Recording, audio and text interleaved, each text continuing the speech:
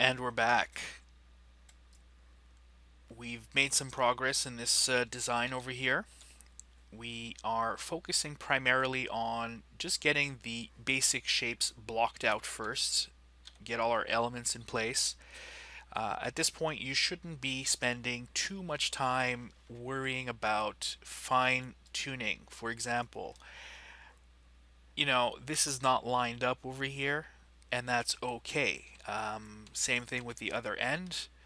The S and the M, they don't really line up properly. How do I know? Well, I can eyeball it at this point, and if I'm not really sure, don't forget you can always click a ruler over here and drag out a guideline. So you can, let it drop over here by letting go, and now you have a good guideline to show you exactly where the S ends, and then you can click the text underneath to fine tune it. But we're not at that stage yet. We will get there. But I usually leave fine tuning like that at the end because it's a lot of work, and sometimes you're not really even sure until the layout is complete and you're happy with it that you want to actually stick with it. So save yourself the hassle and just keep moving forward. Ideally, what you want to do is make sure you get everything and the layouts done, and only then worry about the details and lining things up. So we looked at adding some text over here with the fill with placeholder text. We got a word count, which was at 49 words, which is fine. We don't need more than that. And now we're going to focus our attention on this box over here. Now, let's take a closer look at it, see how it's constructed. So there's the text container over here, which contains the phone number and the website address. We have another container here which has an orange outline with a light color behind it. We have additional stuff happening over here with other text containers. So if I break it all apart, we can see that it's composed of about 4 pieces. Now, basically all these are text containers with backgrounds and text colors assigned, and a few special cases where we have rounded corners here. Now that's something that you can assign at the object level. So if you right click and we look at, here, you could even see it up here. If I click, for example, this guy, you can see some of the text frame options available up here. So the corner effect is rounded, and you can assign the size. Or I believe if you go to right click and go to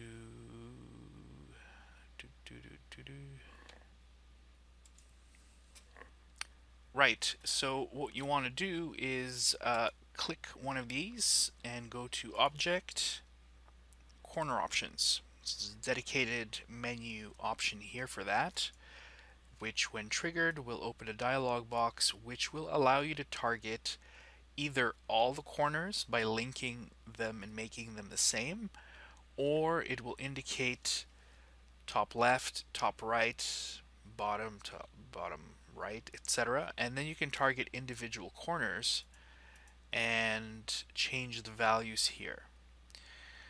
So what I ended up doing was creating, let's do it on the new one here. I'll create just a regular rectangle.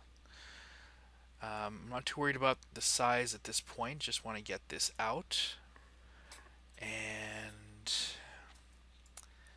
color, I want to make the outline orange.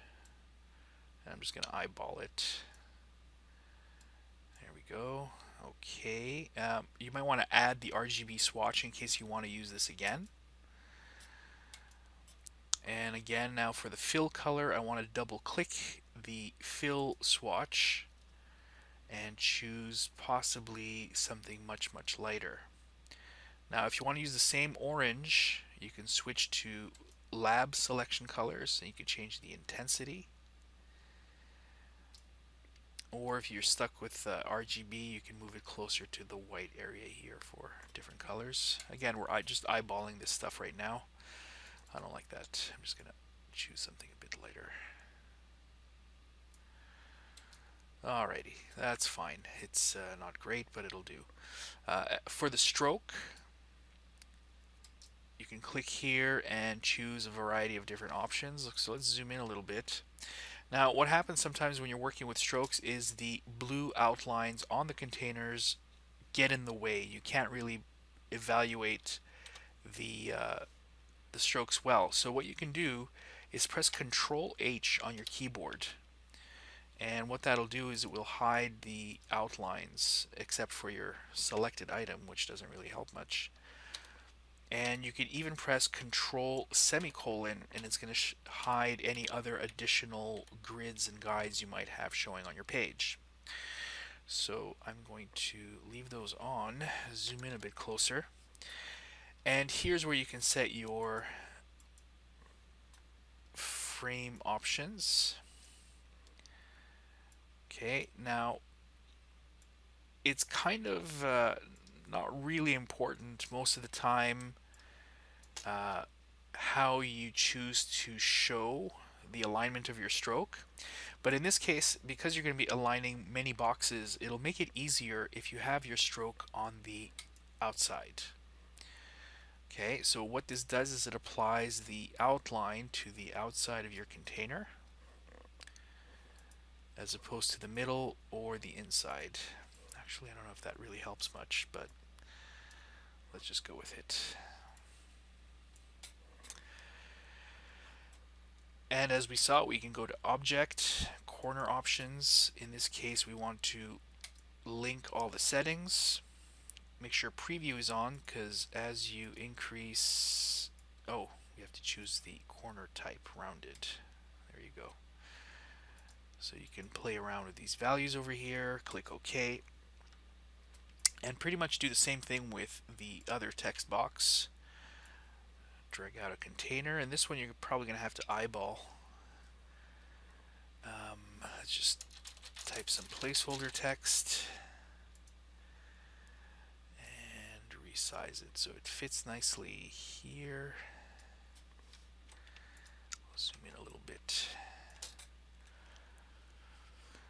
And again, here what I'll do is assign maybe a color for the outline. And I'll just eyeball this one again. Or do we want an outline? No outline. Solid color. There we go. Oh, that's terrible. Fine, we'll stick with that. I want to make my text white.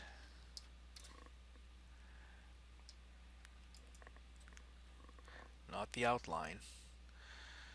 For that, click no. For the text color. There you go. And don't worry about the spacing at this point. We're just worried about getting stuff in there. Object, corner options, and in this case we only want to touch the top left, so unlink, rounded corner there, and a rounded corner there. Again, you might have to eyeball it, maybe change the values a little bit so that it looks right. And we're not going to spend too much time, but this is the basic operation here. Okay. So you can feel free to resize this and those corners will adapt. So just eyeball it. Another container under here with more text. And basically you continue working in this fashion until you achieve the result you're looking for, which ends up looking like this. So for the sake of simplicity, I'm just going to copy and paste that over.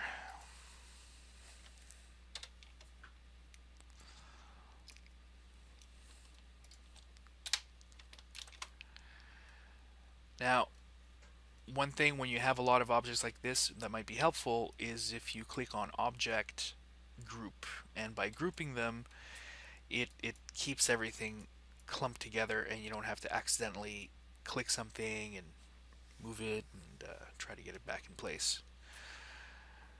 I gotta So really the only thing left at this point is to just fill up the space. And again, this is where your creative skills come in. But I've noticed over here that it's not really lining up with the right side of my margin.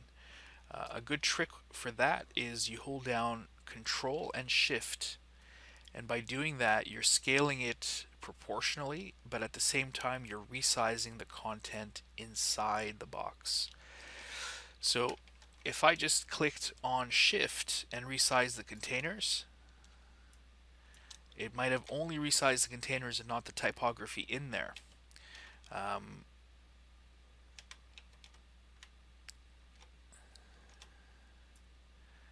by pressing Control Shift, it scales everything down, including the text. So you don't end up with weird spacing and stuff that doesn't fit nicely after you resize it. So click, drag, Control Shift, everything scales down nicely. And all that's left at this point in this particular design is to just add some images along the bottom. So we'll grab some frame here. One.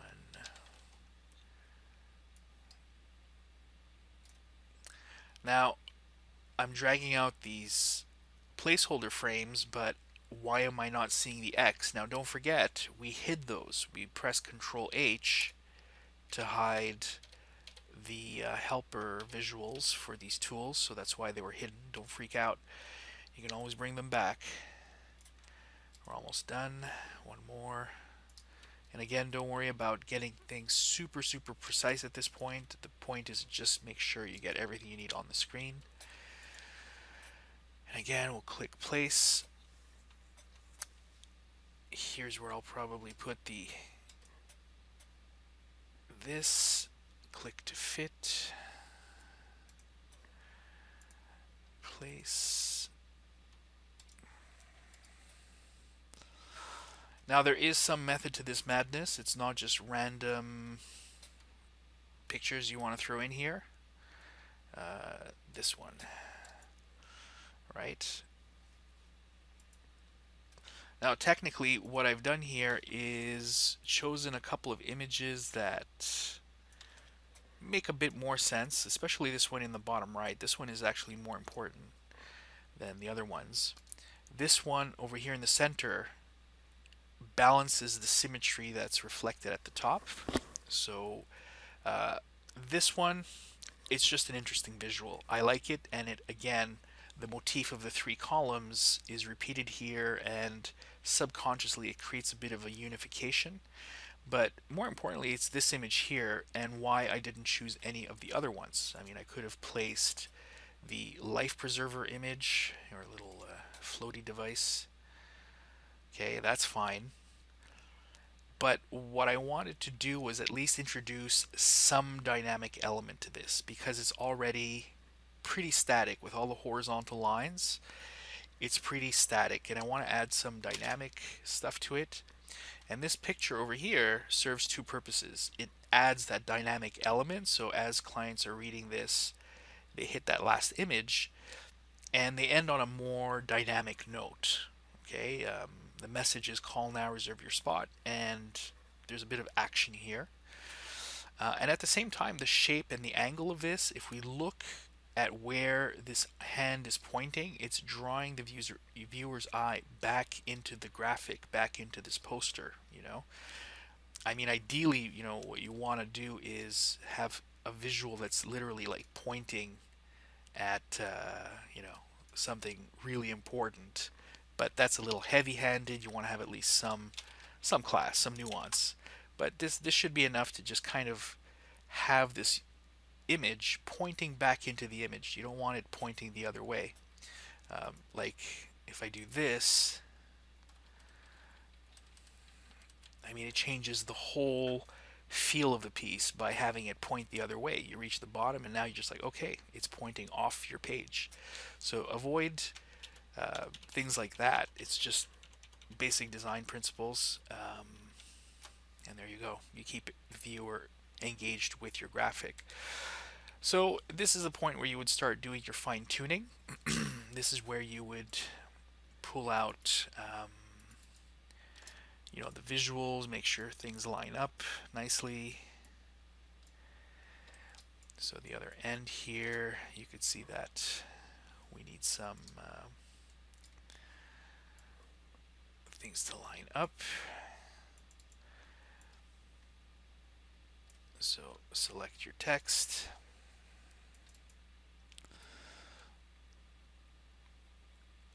And now using the spacing tool over here, there you go, look at that. It's practically on there.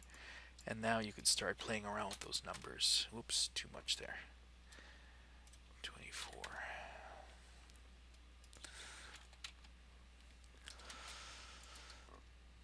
Anyway, this isn't... let's try that one last time. 125. There we go. I mean, it's good enough. Nobody's going to see it at that size anyway. But again, things like this at the bottom, you might want to play around with. Get them all lined up nicely.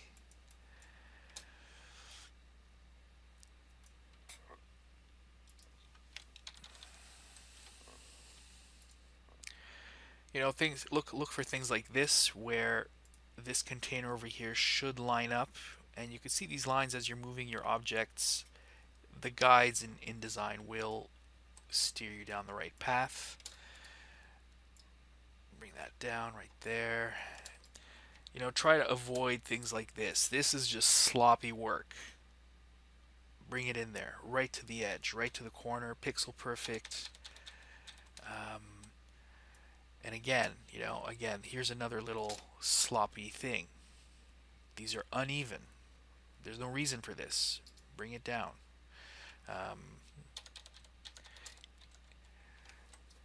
Some things you can get away with. This, once you see it printed, will make a difference. So grab it, and it's really easy. You just move it until you see the green line appear, which is telling you that.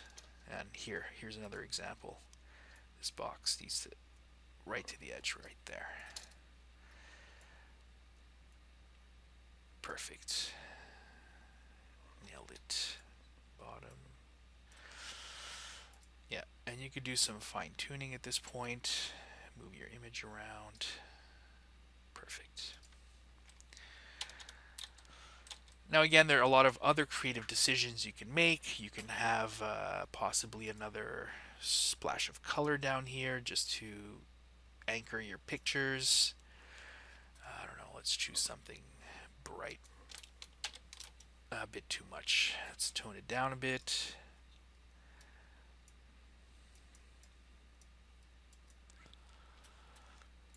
But again, these are creative decisions that you can make at a later point.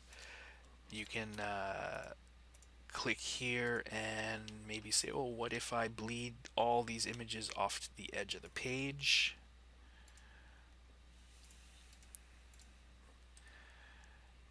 Right, so there's a time for experimentation. Don't be shy, have some fun. Maybe it'll work, maybe it won't. But that's where you go in and add your personality.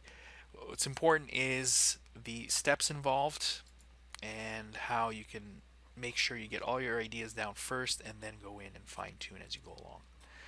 And that's about it. I hope we covered a few new tricks that were helpful, and we'll be adding more to this at some point. Thanks.